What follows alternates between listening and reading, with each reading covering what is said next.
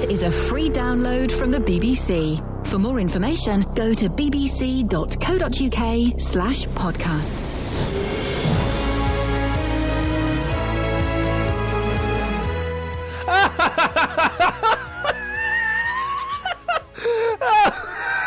I'll tell you. Oh, I'm sorry. I'm just laughing about some of the stuff you're going to hear in this week's podcast. It's funny, isn't it, Kelly? A bit. Catherine? Across beds, hearts and bucks. This is BBC Three Counties Radio. Anyway, thanks for listening and downloading. Feel free to leave a comment on iTunes and stuff. Hey, here's a caller to my show called Leilu. Hi, Ian. Is there anything that you feel you could contribute to the show this morning? Well, I was just testing the phones, to be honest. Oh. I don't think I was planning to contribute anything. Maybe a song, a joke, some mime? No, I'm not that talented. Can you sing? No. Could you do Shakespeare? Do you know Shakespeare? Not very well. Impressions. I tell you what. Are you aware of our presenter Justin Dealey? Yes, I listen to him all the time. Could you do? Maybe you could try and do a JD impression for us. No, I think I could do a JVS actually. Oh, there you go. Okay, this is Lolu in Hemel doing a JVS impression. Away you go. This is Jonathan Vernon Smith. Call me at 9 o'clock to discuss, anything really. Lolu, thank you very much indeed. That was. I put him on the spot, and let's just say he responded. And here's Dennis Soz. Last night, just for a fraction of a second, we saw pictures of you on BBC One. Oh, yes. Yes. Advertising something. Oh. And I thought... Hang on a second. I was advertising what? God knows, I don't know. I was looking at you. I thought you were fascinating. The BBC have spent, and I can reveal this figure, £370,000 on that advert. Yes. Or somewhere between £1 and £370,000. I'm not quite sure of the exact figures. And yet you saw it and you don't know what it was for? No, I was fascinated by you. I shouted to my wife, come and have a look at this idiot. But she didn't get there in time. So I've had my... Here, Win! Come and have a look at this blooming idiot on the telly. Win! Will you get it? Oh, he's gone now, Win, you silly old fool. Exactly. That was exactly what I said. Yes. But she's given me... Get my dinner, Win! Get it now! She's given me earache. Win, I've fallen on the floor! Come and pick me up, Win! Yes, Dennis. Right. But I looked at... You're talking about moustaches. It's an advert for this show. Is it? Good. Well, I shall watch it in future. Now then, you're asking about whether they should wear moustaches. Yes. I reckon that if you get Poirot's moustache, that queerly little thing, yes, which has now been given to the actor who played it, he's given it to him as a gift, ask him could you borrow it and stick it on? I think you'd look great. People would pay a fortune to come and laugh at you. Okay. I bet back in your day when you were a young man, back in the 1800s, you had a little spivvy moustache, didn't you? No, I didn't. Little pencil thin one. I was in the Navy at the time, and you can't grow one or the other. You've got to grow the full set. Yes. So I tried to grow the full set, thinking it was going to be blonde. Unfortunately, it turned out white. Oh, dear. Even at an early age, I was going white. Dennis, the music is starting. That means the time is up. Would you like to introduce Gloria by Laura Branigan? No. Okay. A while ago, I was sent the new Chaz and Dave single. That's what happens when two worlds collide. Well, John in Milton Keynes called in and he loved it, so I gave him my copy. I'm nice like that, and I got bored of it after 3 plays. Well, he called back in the week with a little bit of feedback and gave me some comps. Well, you previously sent me the cover version of the new Chaz and Dave. Oh, the new Chaz and Dave song, which is a great record. Yeah. That's what happens when two worlds collide. That one. Yeah, we sent you the single, didn't we? I've already thanked you for that a couple of weeks ago. Yep. The complete CD is now being released. Oh. I bought that during the week, and it is absolutely first class. You've bought their brand new album because we sent you the single. That's fantastic. You sent me the single. Is it good? It is. The new album is fantastic. It's sort of country and western type theme. Yeah. Oh, lovely. And it's great stuff. Oh, well, John, I'm really glad that you enjoyed it, and I'm pleased that it made you to kind of go out and buy. Have you got the album there with you? I have, and I've put it, it's ready to go, and I've put on what I think is probably, not the best track, or it certainly appeals to me, and here we go. It's exciting, isn't it? It's like being on the radio. Oh, hang on. Have you started it, John? I think here we go. Oh. Oh, God. Oh, blimey. Hang on. Press play. Right, OK. Sounds like he's using our studio equipment. What's going on? I don't know. Bear with me. Hang on a second. All right, no worries. It's fine.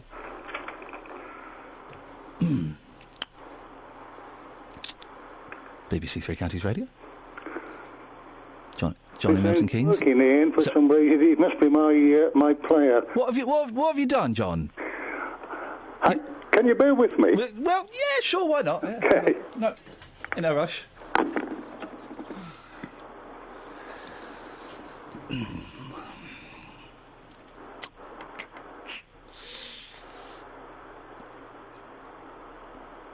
This is Iainlee, BBC Three Counties Radio. First for news. We're waiting for John in Milton Keynes to play us a track from the new Chaz and Dave album. I finish at 9 o'clock this morning, John. John? He's gone. Ian, it's not working. I'll have to ring you on another day. John, disappointing for everybody involved, but we'll speak to you soon. Take care. OK. Hope you fix your CD player. Wow. Local and indeed not so vocal. I would say there. Thank you, John. Well, that's disappointing, for many reasons. John called back. He said he had managed to get his stereo working. But did he? Well, I've told you he did, but did he? Yes. But did he? Find out after JVS whistles along to the Proclaimers.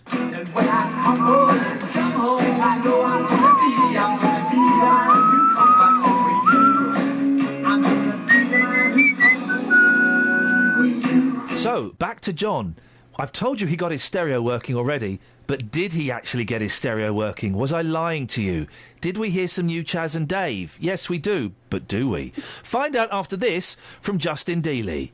I'm now in the urinal section. Back to John. 525,600 minutes. Back to John. 525,600 minutes. But now, really back to John. I think I am just about ready to go now. Oh, we're going to have another go. We're going to have another go. OK, so let's just set the scene for those that have just tuned in. This is from... This is a track from the new Chaz and Dave album. Knocking on your door. This morning by the horn whistle.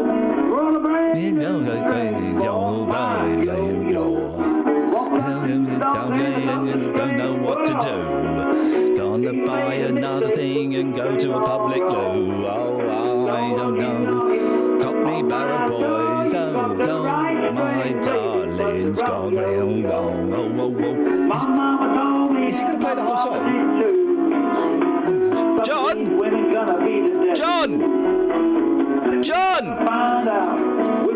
Sorry, Kelly. Take it up to travel. Well, I don't think we can let him play a whole song like this. I think there's some law about this. And also, let's be honest, why would we want him to? Quality's awful. Catherine, I don't know what to do. John! John! John! John! John! John! Can't hear you over the din. It's not a din, it's a good song, all right? It's loud, though. It is very... But his neighbours are loving it. Yeah, in some ways I wish he'd not been able to get the CD player to work. It's the instrumental break. John! John! John! John! Do you think he's doing a dance? He's doing a jig. John!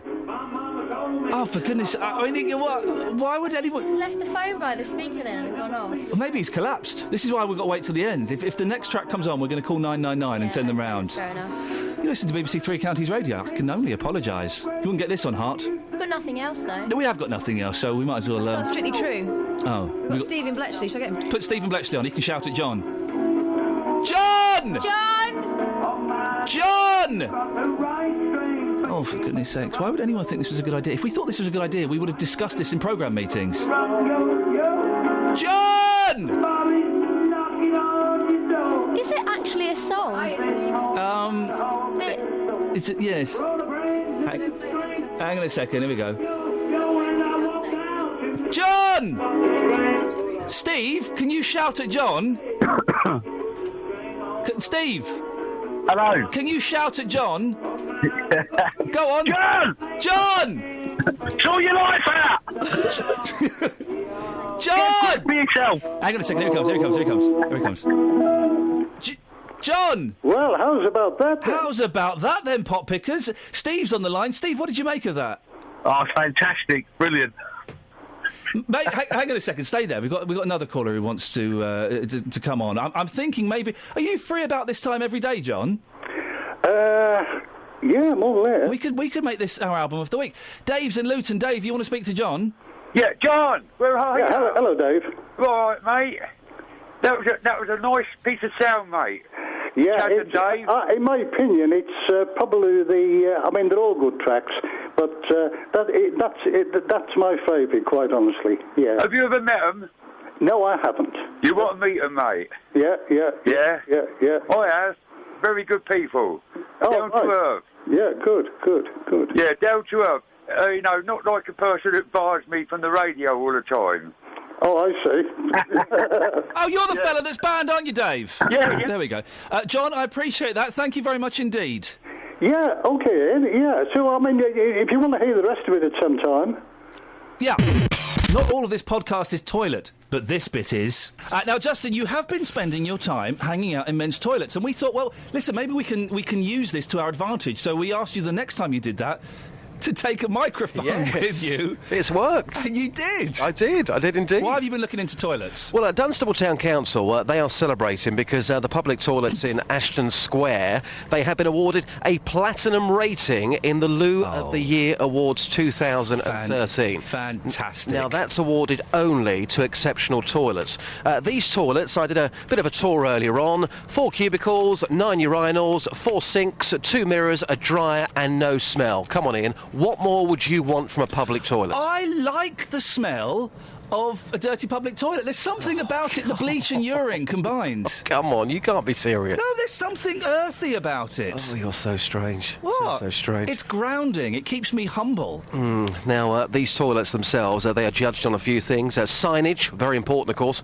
Maintenance, fixtures and fittings, cleanliness, security and management. As I mentioned, I did my tour earlier on. Ian, I've been hanging around these toilets, speaking to men and getting their views on just how good they are.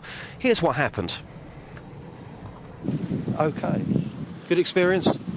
Well, I don't go into a toilet to have an experience. It was okay. John, how's the experience for you in here? Very good. Yeah, honestly. Yeah. Well, yeah. Great feedback, thank you. Who you working for? I work for Iainlee. Who's he? You know Iainlee? No. Bit awkward. Can you score the toilets out of 10 for me? Well, it's 10 out of 10. Go on. I'm a window cleaner. Oh, are you? I only use that every day. If you didn't use them toilets, would you miss them? Yes. Almost like a friend to you? Yeah. Hi, sir. I'm from Iainlee Show, BBC Three Counties Radio. You've just walked into an award-winning toilet. Would you describe this as an award-winning toilet? Well, I don't like all this. I want to call it silicone. Ah, right. But I could have made a better job of it, actually. Yeah. Otherwise, it's a lovely toilet, otherwise. One of the best around here, actually. Yeah. Believe it or not. Is it the sort of thing that you go and tell your friends about, go and use that toilet, it's particularly good? Oh, yeah, definitely. Shall I let you crack on? Shall I let you go to the toilet now? Yes. Thank you. Right, you're welcome. Thank you. Right, bye-bye. Hey, sir, you just come in here. Would you describe this toilet as award-winning? Not bad. You look a bit confused that I've even mentioned this toilet and award-winning in the same sentence. Every time I come in, it stinks, but not today. Well, it's not. It could smell better. So you don't seem very happy with your experience. You say it's not that good in here. Well, it isn't. Look at the floor. Bits all over the floor. Look at these holes. What's all this up here? Do you think they should take the award back off them? I should think they should review their reward awards. Hey, Rich, come on. How great is it in here? I think you might have been sarcastic when you said that. No. It's just won an exceptional award. Average loo. So what would make it an exceptional loo then? What make it exceptional? Yeah, I mean, if it's If I average. had to be picky, I'd probably say better flooring or something, wouldn't it? Yeah. Better flooring, I guess it'd probably be better. Are you a toilet snob? No, not at all.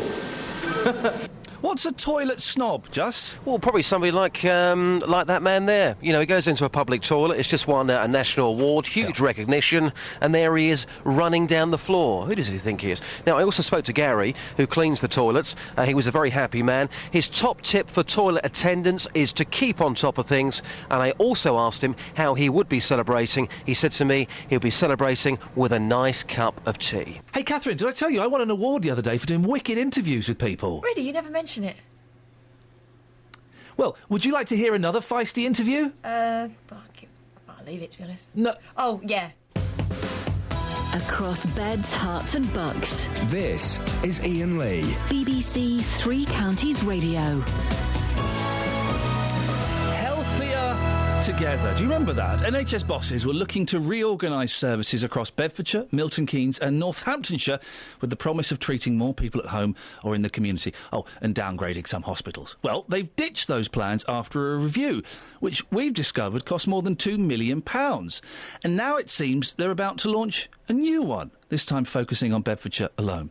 Well, Diana Blackman is Chief Executive of Healthwatch Central Bedfordshire, which represents the views of people in the area. Diana, £2 million is a waste of money, isn't it? No, I don't think it's a waste of money. I think all engagement or consultation is extremely important for local people, because how else are local people supposed to give their views or their opinions on how health services are to be delivered in their area unless you engage or consult? But nothing was published. It was put into the long grass. What's been done with... Where's all that money gone? Well, you would have to ask the Healthier Together programme well, no, I'm asking where you, that money's gone. How can you defend the Healthier Together programme if there is no evidence of where that money's gone? I'm not actually defending the programme. I'm saying that all engagement or consultation is to be valued if it enables people to give their voice. But that voice isn't being heard because nothing's been published. Well, I understand that the Healthier Together website is still up and running, and you can still download the reports and the data that was produced from those reviews. £2 million, Diana. Why isn't that being spent on, I don't know, a hospital or a GPs or on nurses? Why is it being spent on things like this? It would be very difficult to say, and that question you would have to put to the Department of Health or the Secretary of State. You seem to not know very much about it, yet you are defending the cost of the review. So what exactly are you defending then? I'm saying that any review that gives local people a voice is to be welcome. Who's heard that voice? I would imagine the Department of Health and the Secretary of State have been looking at the report. And how has that voice been acted upon? I don't know. You would have to ask the Healthier Together programme. Can you answer any of these questions about this thing that you're saying is a good idea? I'm not necessarily saying it's a good idea. I'm saying that it's a good idea to consult with people. But you don't know who's listened to it.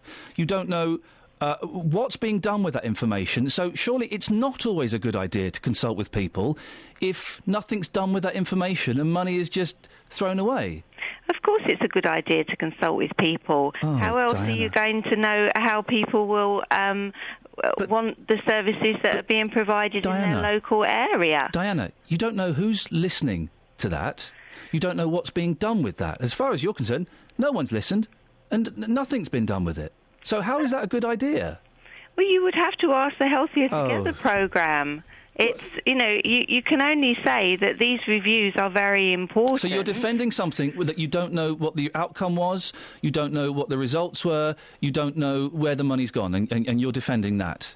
I'm defending the fact that engagement and consultation is a good idea and listening to people is a good idea. Where that information goes, you would have to ask the Healthier Together programme. I just wonder how you can defend... Yes, it's good to talk to people, but if no one's listening to those answers, no one's doing anything with that information, well, then it's a waste of everyone's time and money, isn't it? Obviously. As I said, the information is available on their website for anybody to review.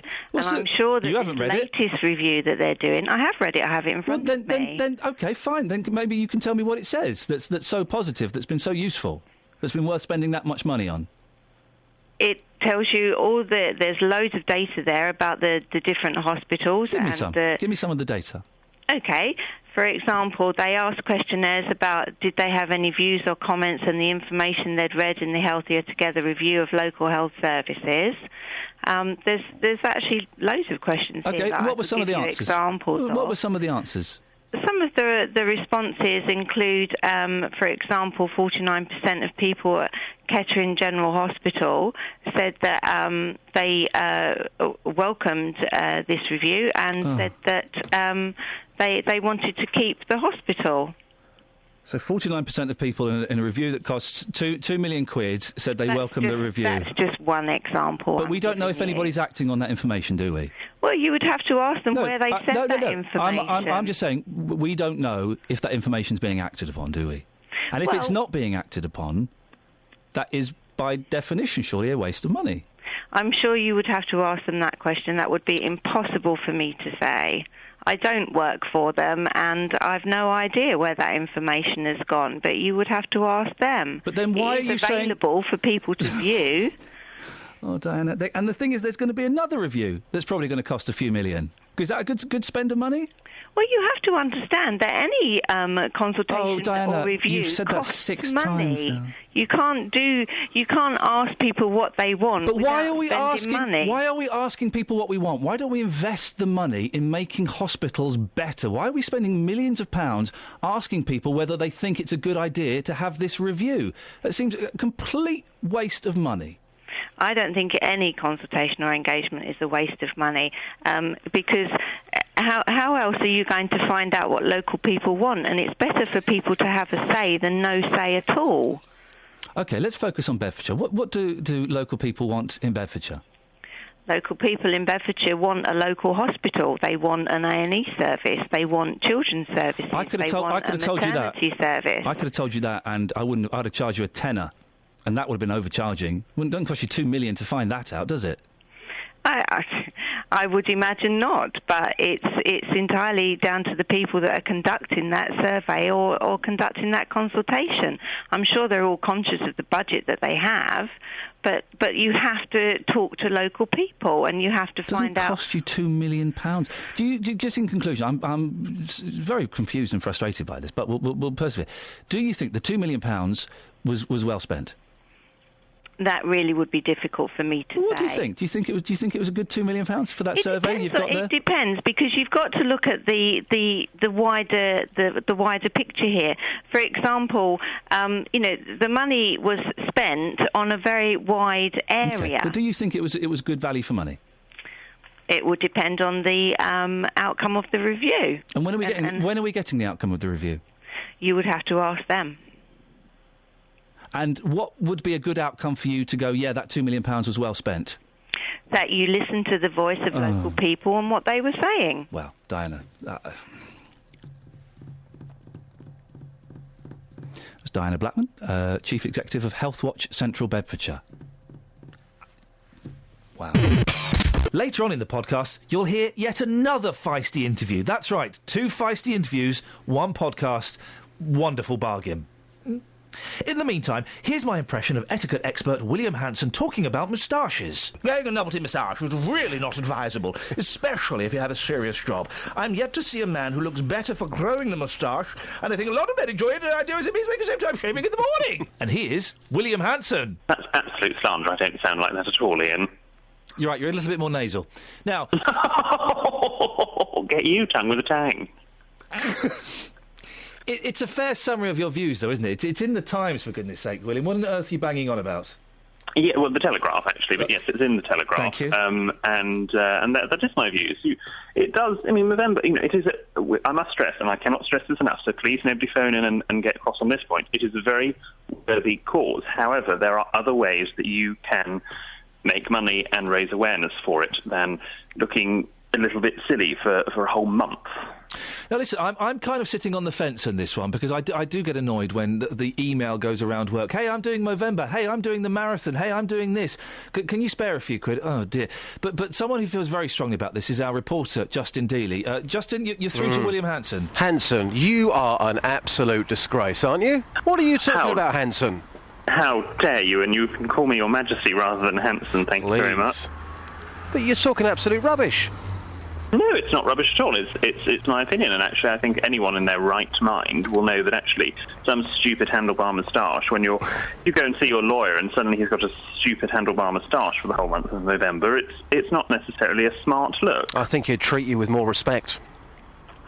Well, no, that's rubbish. William, is part of the problem, and please don't take this as a personal critique. Is part of the problem the fact that you have bum fluff? You can't grow facial hair? How rude. My stubble and, beard area grows very, very quickly. And I can, this morning when I've shaved, even by 5 o'clock, it'll look like I haven't shaved because I've got so much testosterone in me. It grows very, very quickly.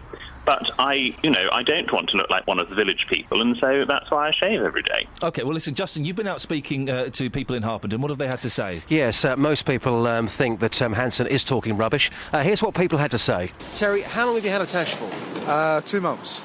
How does it feel to have one? Warm. So you wouldn't change? No. Because William Hanson, the etiquette expert, is saying that people like you, who have a moustache, when you go into work, you're not taken seriously. In your experience, what's happened since you've had this tash? Opposite, really. People actually come up and speak to me more. Seriously? Yeah, seriously. Where I had a younger-looking face, people didn't really take me that seriously. Now I look older, people take me more seriously. And just lastly, is that your partner behind us over there? It is, yes. She's not listening? No. How does she like it? She loves it. She loves it. I shaved it off once and she wanted me to grow it back. She's now obsessed. Yes. Terry, we like you. Thank you so much for your time. Appreciate it. That's right. Thank you. So you agree with William Hanson's views. Can you tell us why? I just think moustaches are out of date. So if you went into work today, you think you wouldn't be taken seriously? Probably not. Graham, if you don't mind me asking, what do you do for a living? I'm an accountant. OK, so what do you think would happen if you turned up this month and you had a tash? Do you think you'd still be taken seriously? Yes. You think you would do? Yeah. Because it's Movember. Are you tempted to grow one? I can't. Look at that. Hopeless. Absolutely hopeless. It's Really? a football match, 11 aside. So you tried before then? I can't grow. I just haven't got enough facial hair. You do all right. So some people, William, actually agreeing with you. Well, it's been said before. Sometimes I say things that people agree with, and I'm very pleased that one gentleman in your quite biased piece actually did agree with me, and he will go far in life. Justin, William does have a point, doesn't he? That people do look ridiculous with moustaches. If you want to grow a moustache for Movember and you've got a sensible job, why not just write them a cheque for 50 quid or 100 quid? It does look silly, doesn't it? Come on, it's the taking part that counts. This month, everyone knows about this month. It's in its 10th year. It raises millions of pounds for a fantastic cause. And you know what? It's fun. When people go into work and they're growing their tash, people look at it every single day. They may give more as the month goes on. That's what it's all about. It's about fun, Hanson. Come on. Yes, but at the end of the day, you have a serious job to do. I mean, OK, yes, you lot are in the media, so it's all a bit, lovey, and it's fine perhaps over there. But in a serious job, something like, where you have to wear a suit into the office. We spoke to an accountant there. He said to me, as an accountant, if I went into work and I had a tash, people would still take me seriously. He's an accountant. You can't get more serious than that, can you? Well, there's going to be an exception that proves the rule. But it's. I mean, the people that have moustaches 24/7 is perhaps, you are used to it. But all of a sudden, all these people that suddenly think, I can't be bothered to shave for a month, so let's call it Movember, and suddenly they've got a moustache. That is when it looks ridiculous. Ian, can we take this man out? Show him a good time. Oh, sorry. What does that mean? Come on. Let's take him out. Show him life. Listen, if what you two want to arrange on your own private time is up to you. Justin Dealey, thank you very much indeed. Here's me and my team talking... Why are we introducing each bit with here's this and here's that? That's very lazy. Well, you can say something else. Catherine? This is me and my team. Thanks. This is me and my team talking about how we could scam a ticket instructor on a train. All you need is an evil twin. I always get really nervous when the ticket inspectors come round on trains. I've been on trains a lot recently, and I always get quite nervous. And I can never find my ticket. Got it here, so, and I start feeling guilty. It's like when there's a police car behind you. I get that kind of guilt vibe going on. I don't know. Do you get that, Catherine? Yeah, a bit. The kind of the guilt. Yeah, and I feel like I know where my ticket is, but I have to double check, triple check as they're coming down the carriage. What I don't like, they did this to me last time I was coming back from Manchester. They woke me up. I was having a lovely doze, 2 hour, 15-minute train journey. I was having a lovely doze, and I was getting the prod. It's the old scam, though, isn't it? They either go to the loo or pretend to be asleep. No, a better scam is if you go on with your twin. Right. Only one of you buys a ticket. Yeah. So you go to one of the twin A, let's call him or her. Goes. Well, helpful if they're the same gender as you. Yeah, let's call him. Let's start with twin X. Twin X goes to the toilet. Mm-hmm. Twin Z. Forget why. That was a long, complicated story. Twin Z is in the seat. Hang on a second. Is twin Z the good twin or the evil twin? That was twin Y. That makes him a triplet. Forget triplets. Right, so twin 1 goes to the toilet. Twin That's 2... the evil twin. Yes, twin 2 sits on the seat. Twin 2's got the ticket, shows it to the ticket person. The woman knocks on the door for twin 1. Twin 1 comes out and says, I've seen your ticket already, thanks very much indeed. Hang on a minute, you're twins. What if she doesn't remember the face? Well, then you're in a whole heap of trouble. The plan is flawed. Luckily, I don't have a twin, so I've not been... If anyone's done that... I think you have to make a big deal of it. What so if that they would remember you. Yeah. He checks the ticket, then you pass it to your twin, and then he. Well, there's no point. There's no point in having a twin, then, is there? Yeah, because if you've got a travel card, then you've both got the same face on the. You wouldn't, but no. But this is just, forget travel cards for a minute. That's a subgenre. Maybe we'll talk about that after 8. Can't wait. I'm talking specifically about tickets that have got no identification. The orange stripy. The orange stripy ones. Oh. Your plan doesn't require twins. You could be different people, not genres, people, genders. Genders. Could be different genders for that one to work. Are we really talking about this? I'm just trying to think. I've got the twin thing wrong somewhere. You haven't got a twin. That's where you've. That is one of the flaws. Thanks for that. There's a better way. I'm not condoning that behaviour, by the way. Not in any way is that being condoned. Very naughty. Police academies and toilets. I know. We had the Herts Police and Crime Commissioner, David Lloyd, coming in earlier on in the show. And he was telling me about his plans to start a citizens' police academy, which will teach residents how and when to intervene in crime situations and offer short, sharp training sessions that would give people the skills to keep themselves and their neighbours safe. I'm assuming that means karate, doesn't it? Albert's in Kettering. Good morning, Albert. Good morning, Ian. How are you? Yeah, I'm fine, thank you. What do you reckon to this? Well, I'm facing the axe from my job at the moment. Oh, I'm sorry to hear that. Yeah, it's been a long time coming, but I've spoken to you before in the past. But basically, I work in meat, and you remind us what you do in meat. Yeah, do you remember? I put basically the public call them meat nappies, but I put the nappies on the meat. Yeah. But they're basically replacing me with a machine. Yeah. Because a machine can knock out 2,000 meat nappies in an hour, and I can do a little bit less than that. How many can you do in an hour? 4. So they're going to replace me. So I heard David on the radio, so David Lloyd, and me and my friends were so I don't think he's been knighted yet. It's not Sir David. Not yet. No. Oh, well, it's on his list of things to do. He should get a knighthood for sure. I think the man's a visionary. We're going to quit our jobs. We're going to become volunteers, and I think we're perfect for this police academy. There's 5 of us. Right. And we're all going to do it. Even one of us is even a female. She's very short. She's got a very high-pitched voice. I've got a friend who's huge. He's very quiet, but he's unbelievably strong. And then there's another friend who does all sorts of silly voices. He does like sounds of helicopters and stuff with his voice. And then there's me. I'm like the Joker. And there's another guy. He's into guns. He's a bit odd. So we're gonna sign up, and we're gonna become volunteers, and we're gonna patrol our neighbourhood. So you'll be like citizens on patrol, I guess. Exactly, that's exactly what we're going to be in. Yeah. Well, that's very noble of you. Do you think that all of you? I mean, the lady you talked about who's got the high pitched voice. Really? Do you think she could cope in a high stress situation? It's very funny because she's very, very timid. But when you push her too far, she goes ballistic. She's like a bomb. You wouldn't want to go near her. Well, it's great that you're volunteering to do this, Albert, and I'm sure you'll have some fantastic adventures in the police academy. I'm looking forward to it and protecting our area and our people, because that's what it's about, Ian. It's about people stepping up. Stepping up to the mark. Well, Albert, listen, I'm glad you've turned a negative into a positive, and thank you very much for letting me know about that. You're very welcome. Glenn's in Leighton Buzzard. Morning, Glenn. Morning, Ian. Glenn, what can I do for you? The chappie that you were just talking about, the police academy or the citizens academy. That was Albert, who is very sadly losing his job working in meat, but him and his friends have decided to take it on the chin, turn a negative into a positive, and they're going to volunteer for this Citizens Police Academy that David Lloyd is hoping to set up.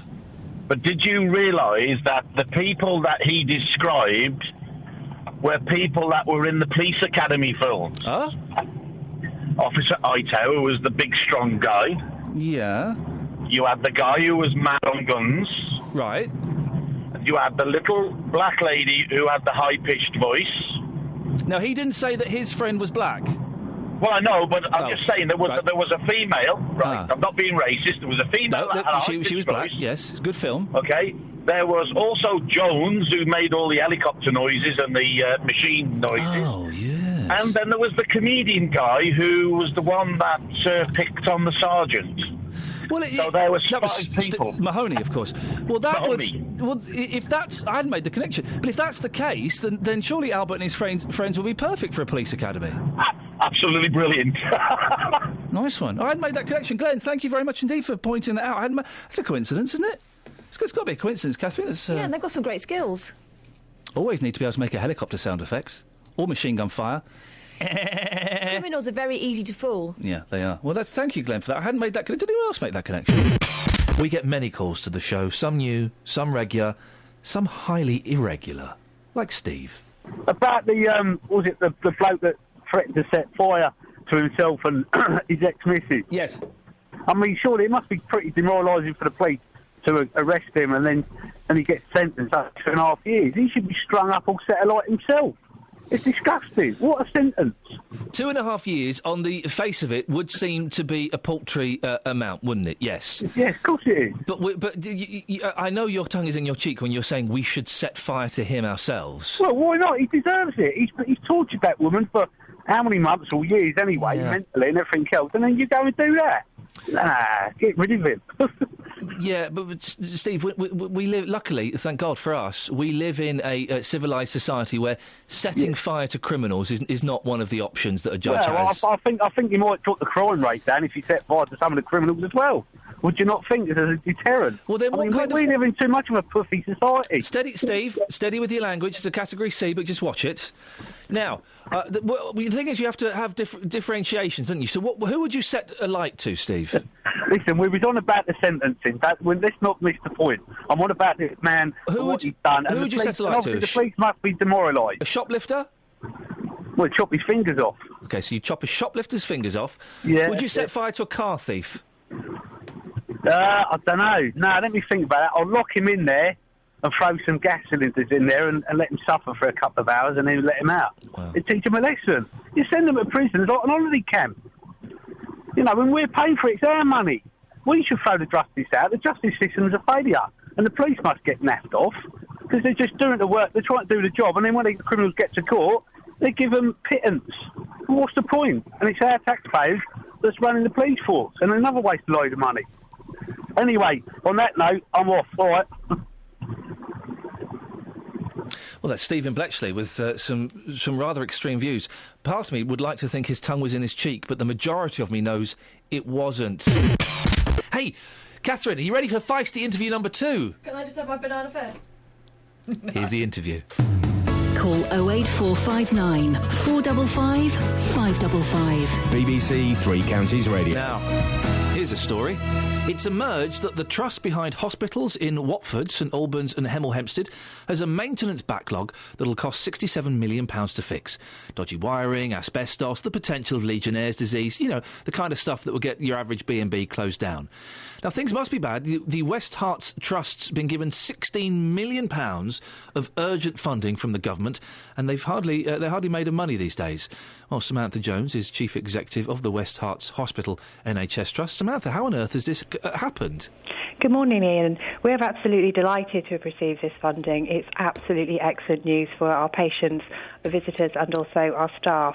What happens in any building is that you have every 4 to 5 years you have a review of the buildings, the infrastructure, the maintenance, and the maintenance required to keep them at the standards that we'd expect any buildings to have, let alone healthcare buildings.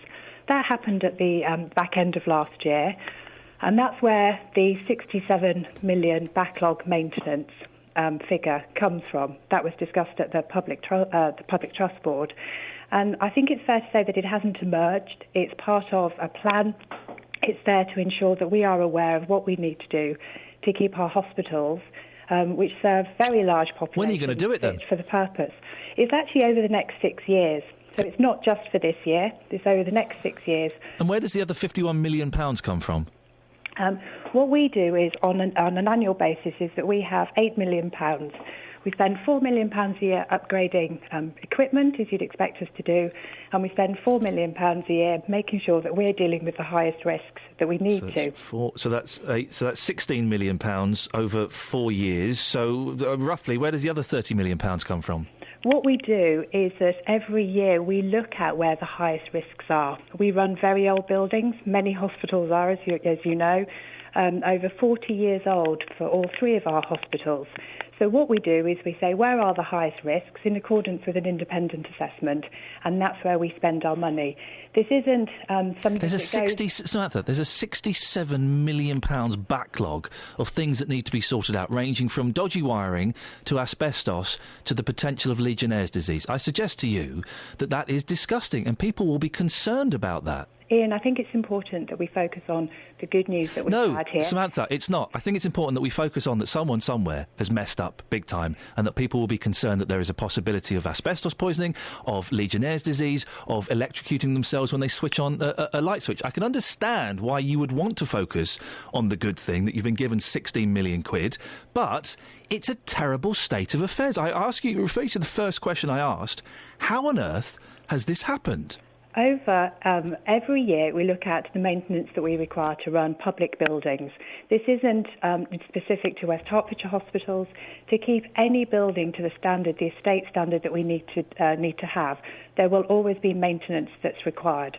Well, why hasn't this maintenance been done then? What we did is we looked at, like we are required to do every 4 to 5 years, and say, what do we need to do over the next 5 to 6 years to keep the buildings at the standard that we expect them to be? And that's what we did at the back end of last year. The 16 million... 67 million? The 16 million that we've been given is to deal with the highest risks that we have. So, as including upgrading our lifts, including the heat, steam and pressure systems. This is a lot of things that people won't see. It's behind the scenes. Legionnaire's disease you won't see either. Asbestos you won't see either. Dodgy wiring you won't see either. Exactly what we're dealing with as part of this 16 million. Surely, can I say, it sounds a little bit ridiculous that hospitals are checked every 4 or 5 years. Surely it's if I ran a huge building that lots of sick people came to, I would be maintaining it as I went along. I would be checking it every year. Iain, we check every year. Then why have you only established this after 4 or 5 years, and you only established it last year? Iain, what I said was that we have an independent assessment, as we are required. Well then, Samantha, to do. if you've been checking it every single year, how has a £67 million backlog been allowed to grow? If you're checking it every single year, you would have been aware of that, surely. And we are aware of it. Then how has it been allowed to grow? And that is why every year we spend our £8 million, prioritised by and with our clinicians to the areas of the highest risk.